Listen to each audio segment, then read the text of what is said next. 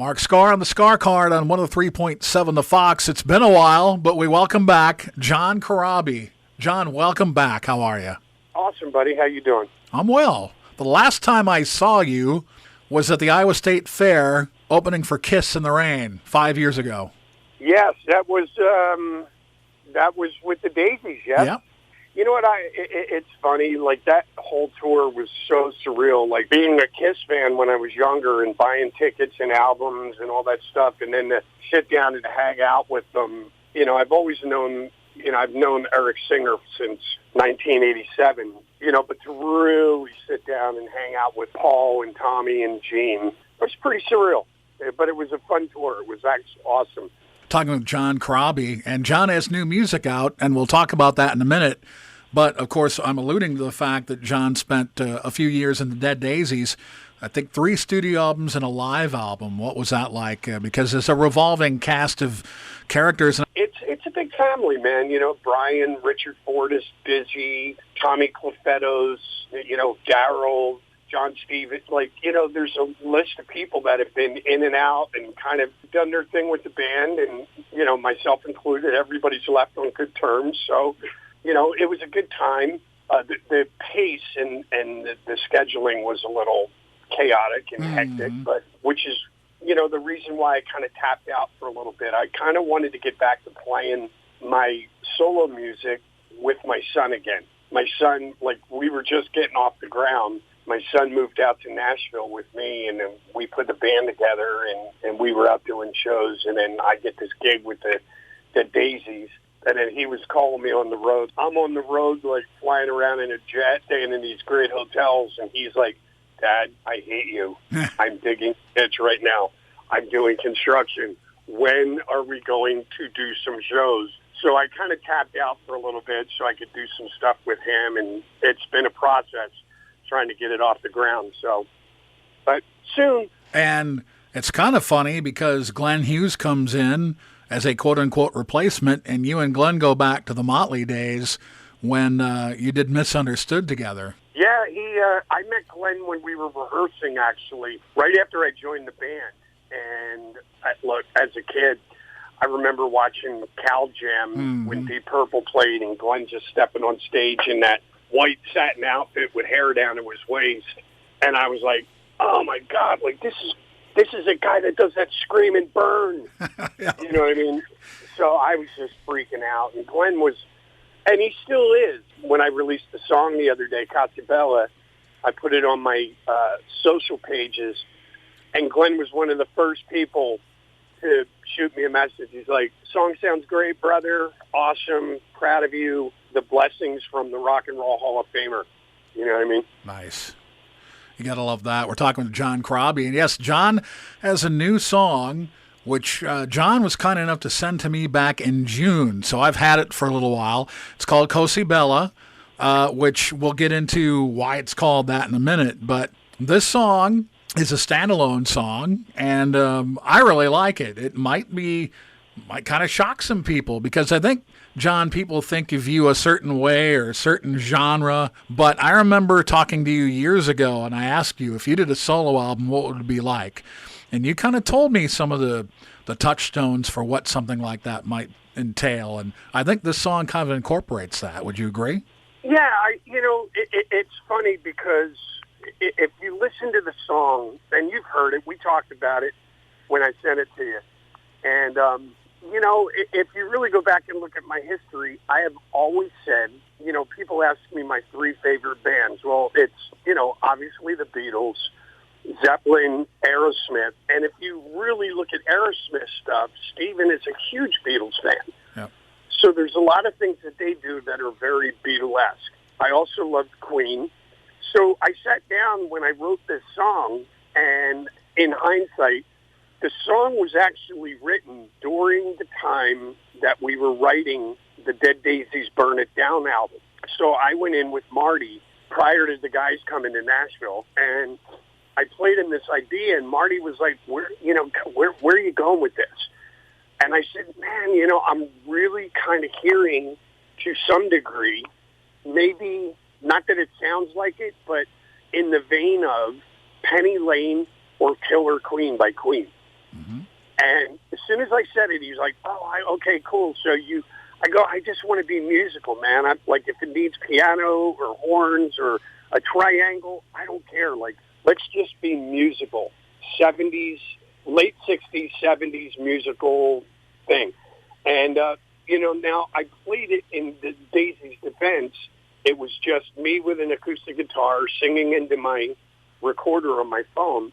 And I played it for the Daisies, and they were a little puzzled. They're like, wait, what? I don't know. Like, I don't quite think that this is in our format. So I just filed it. I put it away. And then once I left the band, 2019, I was busier than hell with acoustic shows.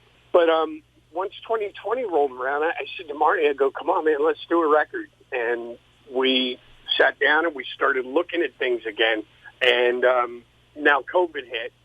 So then I went and I learned how to, in a very caveman form, I learned how to do Pro Tools on my own. And I just sat down and I just said, you know what? I'm hearing this song. I literally had to do the piano like 2 chords at a time, figuring it out. I knew I could play the chords, but it didn't flow very good. So I put the whole song down with MIDI drums or drum machine and all the stuff, and I sent it to Marty. And then Marty was like, I totally hear where you're going with this. Let's do it. And then he polished it up and put his fairy dust on it and made it sound awesome. But it's very much Beatles, Queen inspired.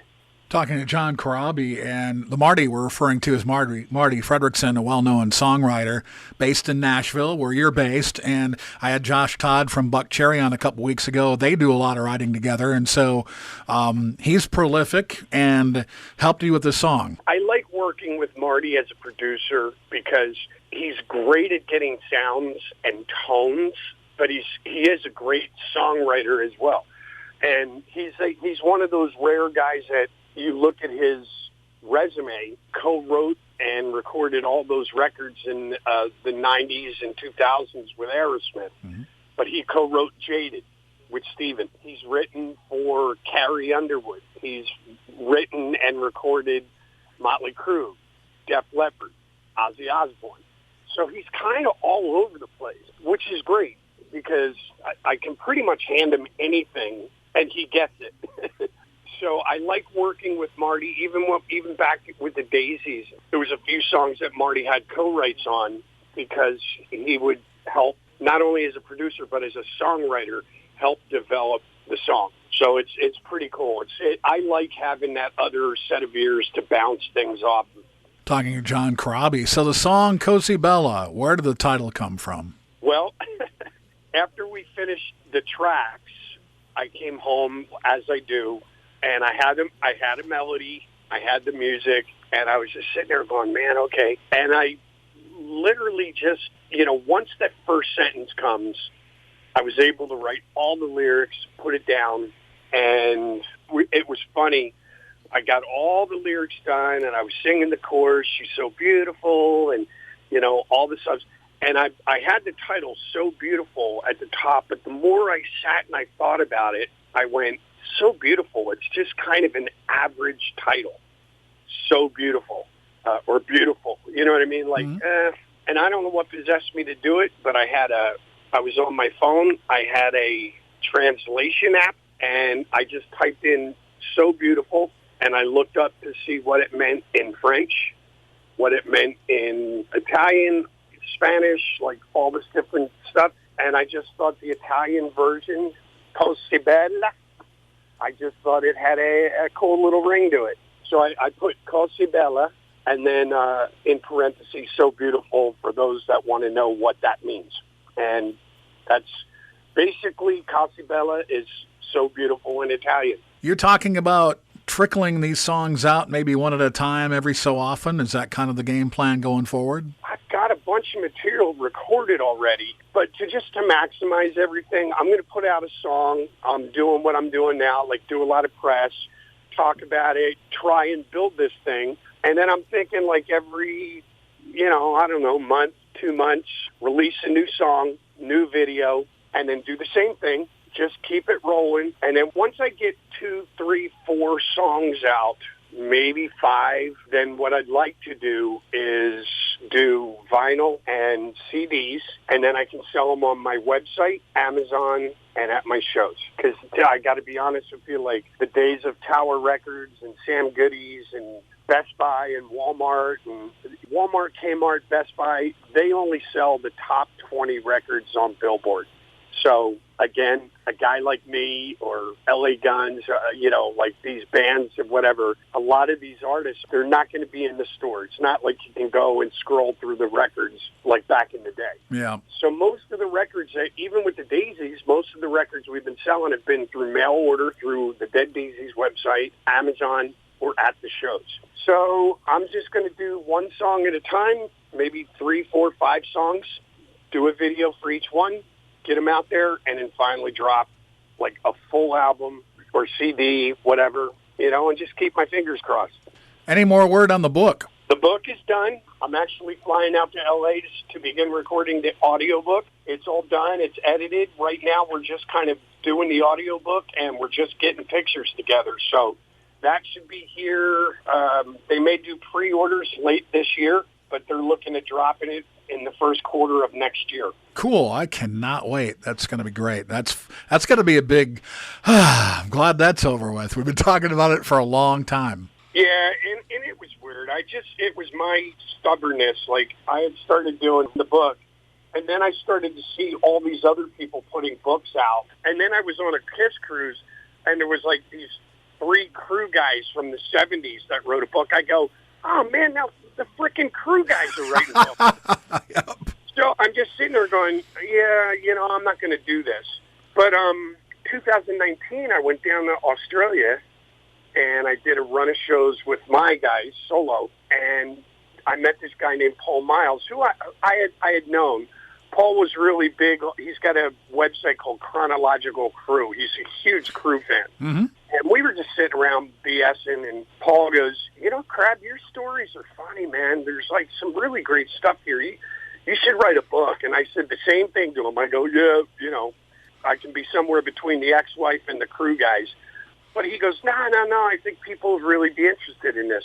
So we sat down, and I said, all right, last year when COVID hit, I said, all right, you know what, dude, let's do it. It's not like I don't have the time now. All right. So no excuses. We sat down, and we put the book together, and we edited, re-edited, rewrote, did the whole thing, and we actually signed a publishing deal with a company called Rare Bird out of L.A., and it's done. I mean, we're just, like I said, we're doing the audiobook, and then right now we're just kind of trying to find, like, cool photos to match a lot of the stories in the book. John, I'm looking forward to hearing the next song, having you back on the show, and all the best with Cosi Bella. This is great, and the fans are really going to like it. I'm glad you're still out there doing it. I appreciate it, buddy. I appreciate you taking the time to talk to an old geezer like me, and hopefully I'll get out to Iowa and, do some shows soon, God willing, and we can sit down. Fantastic. Looking forward to it. For John Corabi, I'm Mark Skaar. This is the Skaar Kaard on 103.7 The Fox.